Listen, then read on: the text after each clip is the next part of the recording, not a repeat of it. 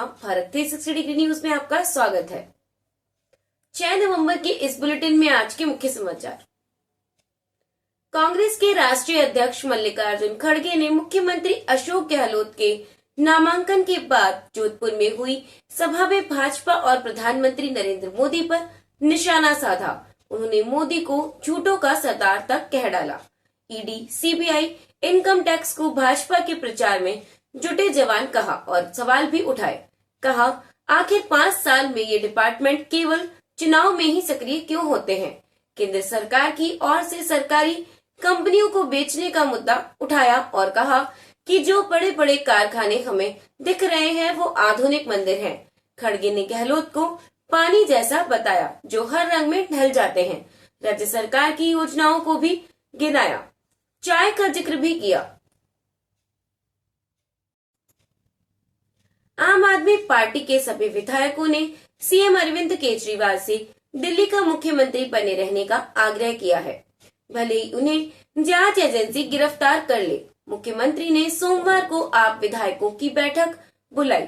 बैठक के बाद दिल्ली के मंत्री सौरभ भारद्वाज ने कहा कि बैठक में मौजूद सभी विधायकों ने केजरीवाल से कहा कि अगर उन्हें गिरफ्तार किया जाता है तो भी वे मुख्यमंत्री बने रहें, क्योंकि दिल्ली के लोगों ने उन्हें सरकार चलाने का जनादेश दिया है।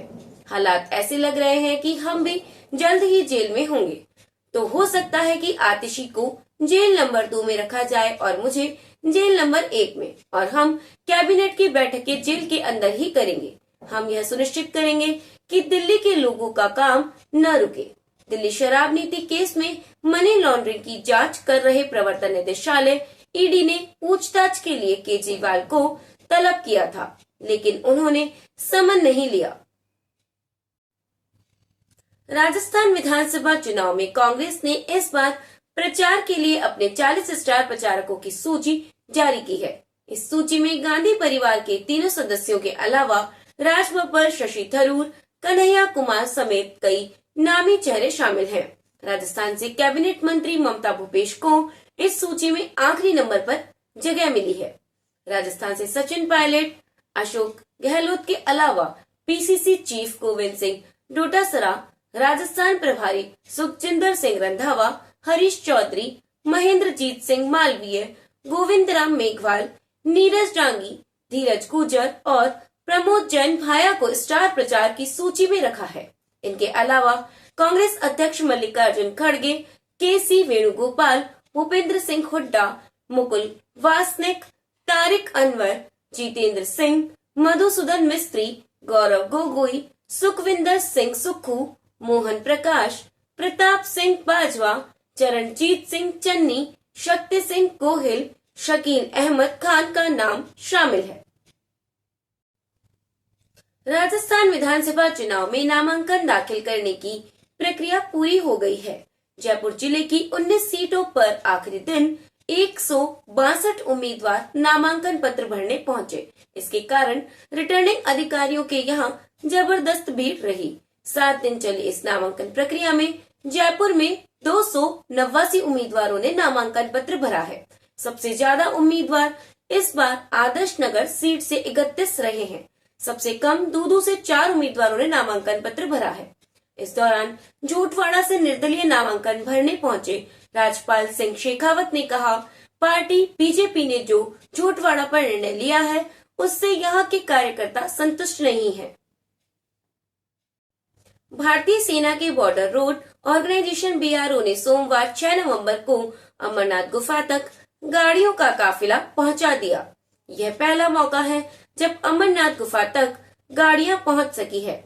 लोकल मीडिया रिपोर्टर्स के मुताबिक पवित्र अमरनाथ गुफा तक सड़क को चौड़ा करने का काम पूरा कर लिया गया है। सीमावर्ती इलाकों की तरह अमरनाथ यात्रा ट्रैक की बहाली और सुधार की जिम्मेदारी भी बीआरओ के पास है। संगठन ने अमरनाथ की सड़क को संगम बेस कैंप से गुफा तक और बालटाल के माध्यम से संगम टॉप तक सड़क को चौड़ा कर दिया गया है, जिससे पैदल जाने वाले तीर्थ यात्रियों के लिए यात्रा का समय कम हो जाएगा। केंद्र सरकार देश भर में 27.5 रुपए प्रति किलो की कीमत पर भारत आटा उपलब्ध कराएगी। केंद्रीय मंत्री पीयूष गोयल ने सोमवार 6 नवंबर को दिल्ली में आटे के वितरण वाहनों मोबाइल वैन को हरी झंडी दिखाकर रवाना किया। इसे 10 किलोग्राम और 30 किलोग्राम के पैक में उपलब्ध करवाया जाएगा। देश भर में 2000 आउटलेट पर यह आटा मिलेगा। इसे national agriculture cooperative marketing federation of India limited NAFED, national cooperative consumers federation of India NCCF, सफल, मदर डेयरी और अन्य सहकारी संस्थानों के जरिए बेचा जाएगा। कोटा उत्तर से कांग्रेस प्रत्याशी और मंत्री शांति धारीवाल ने सोमवार को नामांकन भरने के बाद टिकट मिलने में देरी का कारण बताया। कहा, मैं चुनाव नहीं लड़ना चाहता था। मैंने अपने बेटे अमित धारीवाल के लिए हाईकमान के सामने टिकट की मांग रखी थी। मेरे साथ 12 और MLA अपने बेटे बेटियों के लिए टिकट मांग रहे थे। सबको हाईकमान ने मना कर दिया। सर्किट हाउस में अपने समर्थकों से धारीवाल ने कहा, हाईकमान ने गुड़ामालानी से मंत्री हेमाराम चौधरी की बेटी को टिकट दिया, न ही दीपेंद्र सिंह शेखावत श्री माधोपुर के बेटे को दिया। महादेव सिंह खंडेला के बेटे को भी टिकट नहीं दिया। राजधानी दिल्ली की हवा प्रदूषण के चलते जहरीली हो गई है। सोमवार को दिल्ली का एवरेज एयर क्वालिटी इंडेक्स यानी AQI 470 दर्ज किया गया। WHO के मुताबिक 0 से 50 के बीच का AQI सुरक्षित माना गया है। इस हिसाब से एवरेज AQI 25 होना चाहिए, यानी इस समय दिल्ली की हवा WHO की तय सीमा से 20 गुना ज्यादा प्रदूषित है। दिल्ली में एयर क्वालिटी क्रिटिकल यानी खतरनाक स्तर पर पहुंचने के बाद पर्यावरण मंत्री गोपाल राय ने 13 से 20 नवंबर तक गाड़ियों के लिए ऑड इवन सिस्टम लागू करने का ऐलान किया है। सोमवार को मुख्यमंत्री अरविंद केजरीवाल की अध्यक्षता में प्रदूषण को काबू में लाने के लिए मीटिंग हुई थी। इसमें दीपावली के अगले दिन से एक हफ्ते के लिए ऑड इवन फॉर्मूला लागू करने का फैसला किया गया। प्रदूषण को देखते हुए दिल्ली सरकार गैर जरूरी कंस्ट्रक्शन BS3 कैटेगरी वाले पेट्रोल और BS4 कैटेगरी वाले डीजल वाहनों पर पहले ही रोक लगा चुकी है। वहीं 5वीं तक के स्कूलों को 10 नवंबर तक बंद करने का आदेश दिया गया था।